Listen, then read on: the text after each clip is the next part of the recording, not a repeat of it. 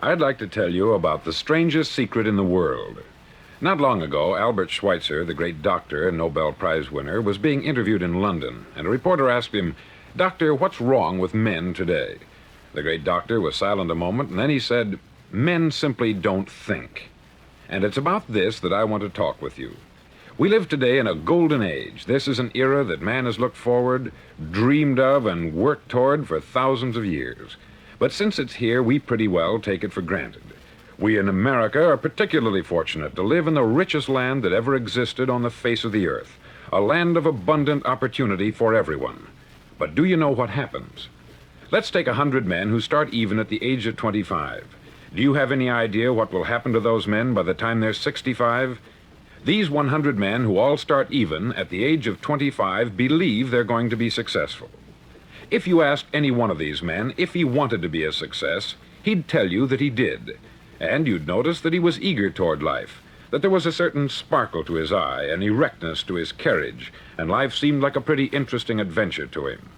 But by the time they're 65, 1 will be rich, 4 will be financially independent, 5 will still be working, 54 will be broke. Now think a moment. Out of the 100, only 5 make the grade. Why do so many fail? What has happened to the sparkle that was there when they were 25? What's become of the dreams, the hopes, the plans? And why is there such a large disparity between what these men intended to do and what they actually accomplished? When we say about 5% achieve success, we have to define success. And here's the definition. Success is the progressive realization of a worthy ideal. If a man is working toward a predetermined goal and knows where he's going, that man is a success. If he's not doing that, he's a failure.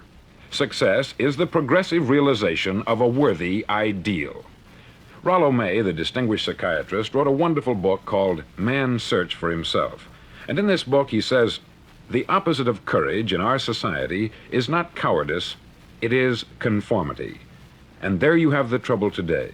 It's conformity. People acting like everyone else, without knowing why, without knowing where they're going. Now think of it. In America right now, there are over 14 million people 65 years of age and over, and about 13 million of these 14 million are broke. They're dependent on someone else for life's necessities. Now, we learn to read by the time we're 7. We learn to make a living by the time we're 25.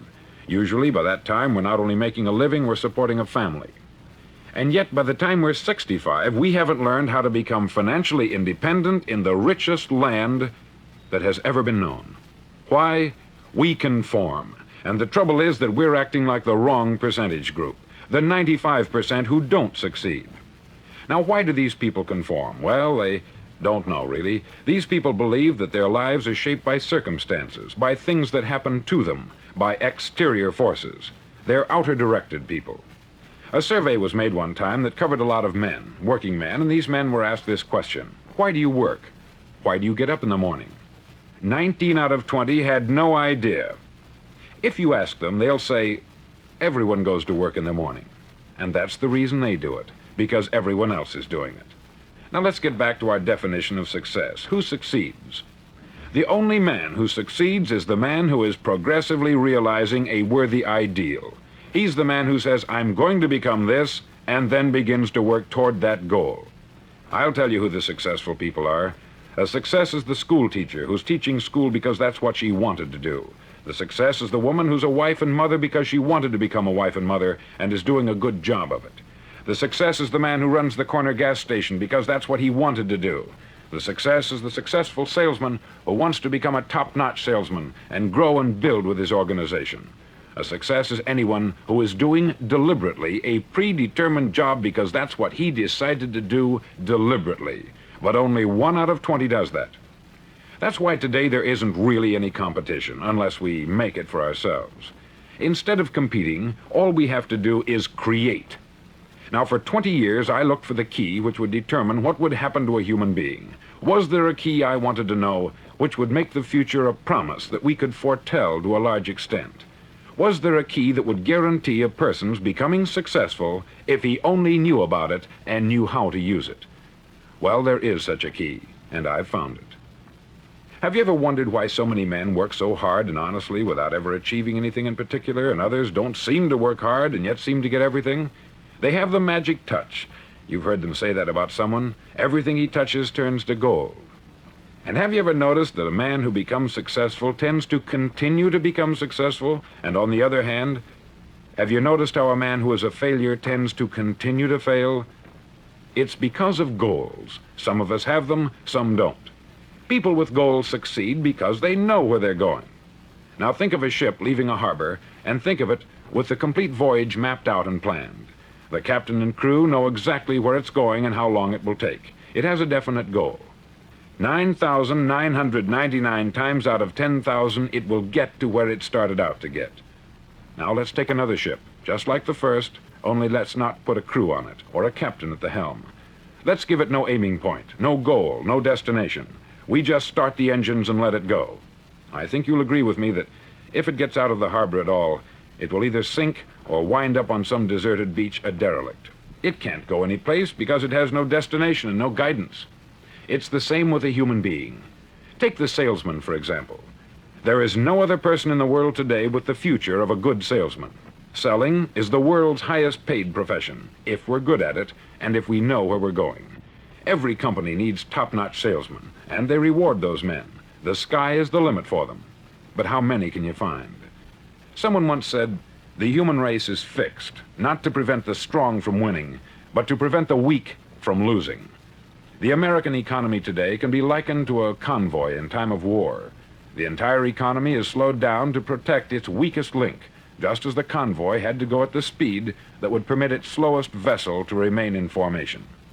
That's why it's so easy to make a living today. It takes no particular brains or talent to make a living and support a family today. So we have a plateau of so-called security, if that's what a person's looking for. But we do have to decide how high above this plateau we want to aim for. Now let's get back to the strangest secret in the world, the story that I wanted to tell you today. Why do men with goals succeed in life and men without them fail? Well, let me tell you something which, if you really understand it, will alter your life immediately. If you understand completely what I'm going to tell you from this moment on, your life will never be the same again. You'll suddenly find that good luck just seems to be attracted to you. The things you want just seem to fall in line.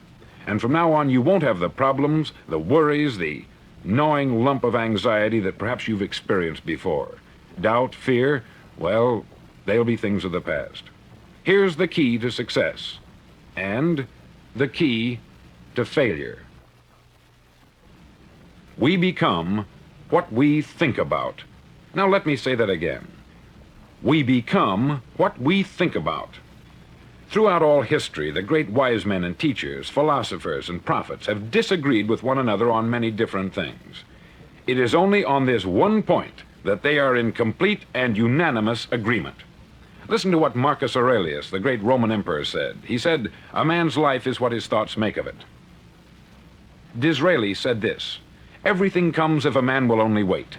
I have brought myself by long meditation to the conviction that a human being with a settled purpose must accomplish it, and that nothing can resist a will that will stake even existence for its fulfillment." Ralph Waldo Emerson said this, "A man is what he thinks about all day long." William James said, "The greatest discovery of my generation is that human beings can alter their lives by altering their attitudes of mind." And he also said, "We need only in cold blood act as if the thing in question were real, and it will become infallibly real by growing into such a connection with our life that it will become real. It will become so knit with habit and emotion that our interest in it will be those which characterize belief." He also said this, "If you only care enough for a result, you will almost certainly attain it. If you wish to be rich, you will be rich. If you wish to be learned, you will be learned. If you wish to be good, you will be good. Only you must then really wish these things, and wish them exclusively, and not wish at the same time 100 other incompatible things just as strongly." In the Bible you read, in Mark 9:23, "If thou canst believe, all things are possible to him that believeth." Dr. Norman Vincent Peale said this, "This is one of the greatest laws in the universe. Fervently do I wish I had discovered it as a very young man. It dawned upon me much later in life, and I've found it to be one of the greatest, if not my greatest discovery, outside of my relationship to God. And the great law, briefly and simply stated, is that if you think in negative terms, you'll get negative results. If you think in positive terms, you will achieve positive results. That is the simple fact, which is at the basis of an astonishing law of prosperity and success. In 3 words, believe and succeed. William Shakespeare put it this way: our doubts are traitors, and make us lose the good we oft might win by fearing to attempt. George Bernard Shaw said, people are always blaming their circumstances for what they are. I don't believe in circumstances. The people who get on in this world are the people who get up and look for the circumstances they want, and if they can't find them, make them. Well, it's pretty apparent, isn't it? And every person who discovered this for a while believed that he was the first one to work it out. We become what we think about. Now, it stands to reason that a person who's thinking about a concrete and worthwhile goal is going to reach it, because that's what he's thinking about. And we become what we think about. Conversely, the man who has no goal, who doesn't know where he's going, and whose thoughts must therefore be thoughts of confusion and anxiety and fear and worry, becomes what he thinks about. His life becomes one of frustration, fear, anxiety, and worry. And if he thinks about nothing, he becomes nothing. Now, how does it work? Why do we become what we think about? Well, I'll tell you how it works as far as we know. Now, to do this, I want to tell you about a situation that parallels the human mind. Suppose a farmer has some land, and it's good, fertile land. Now, the land gives the farmer a choice. He may plant in that land whatever he chooses. The land doesn't care. It's up to the farmer to make the decision. Now, remember, we're comparing the human mind with the land, because the mind, like the land, doesn't care what you plant in it. It will return what you plant, but it doesn't care what you plant. Now, let's say that the farmer has 2 seeds in his hand. One is a seed of corn, the other is nightshade, a deadly poison. He digs 2 little holes in the earth and he plants both seeds, one corn, the other nightshade. He covers up the holes, waters, and takes care of the land, and what will happen? Invariably, the land will return what is planted.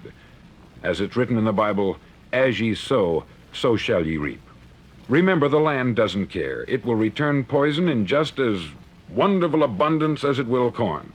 So up come the 2 plants, one corn, one poison. Now, the human mind is far more fertile, far more incredible and mysterious than the land, but it works the same way. It doesn't care what we plant. Success, failure. A concrete, worthwhile goal, or confusion, misunderstanding, fear, anxiety, and so on. But what we plant, it will return to us. You see, the human mind is the last great unexplored continent on the earth. It contains riches beyond our wildest dreams. It will return anything we want to plant. Now, you might say, well, if that's true, why don't people use their minds more? Well, I think they've figured out an answer to that, too. Our mind comes as standard equipment at birth. It's free, and things that are given to us for nothing, we place little value on. Things that we pay money for, we value. The paradox is that exactly the reverse is true. Everything that's really worthwhile in life came to us free. Our mind, our soul, our body, our hopes, our dreams, our ambitions, our intelligence, our love of family and children and friends. All these priceless possessions are free, but the things that cost us money are actually very cheap and can be replaced at any time. A good man can be completely wiped out and make another fortune.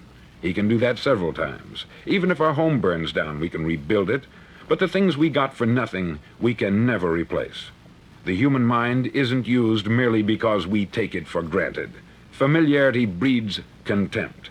It can do any kind of job we assign to it, but generally speaking, we use it for little jobs instead of big, important ones. Universities have proved that most of us are operating on about 10% of our abilities. Decide now, what is it you want? Plant your goal in your mind. It's the most important decision you'll ever make in your entire life. Do you want to be an outstanding salesman, a better worker at your particular job? Do you want to go places in your company, in your community? All you've got to do is plant that seed in your mind. Care for it. Work steadily toward your goal, and it will become a reality. It not only will, there's no way that it cannot. You see, that is a law, like the laws of Sir Isaac Newton, the laws of gravity. If you get on top of a building and jump off, you'll always go down. You'll never go up. And it's the same with all the other laws of nature. They always work. They're inflexible. Think about your goal in a relaxed, positive way. Picture yourself in your mind's eye as having already achieved this goal. See yourself doing the things you will be doing when you've reached your goal. Ours has been called the phenobarbital age, the age of ulcers and nervous breakdowns. At a time when medical research has raised us to a new plateau of good health and longevity, far too many of us worry ourselves into an early grave trying to cope with things in our own little personal ways, without learning a few great laws that will take care of everything for us. These things we bring on ourselves through our habitual way of thinking. Every one of us is the sum total of his own thoughts. He is where he is because that is exactly where he really wants to be, whether he'll admit that or not. Each of us must live off the fruit of his thoughts in the future, because what you think today and tomorrow, next month and next year, will mold your life and determine your future. You're guided by your mind.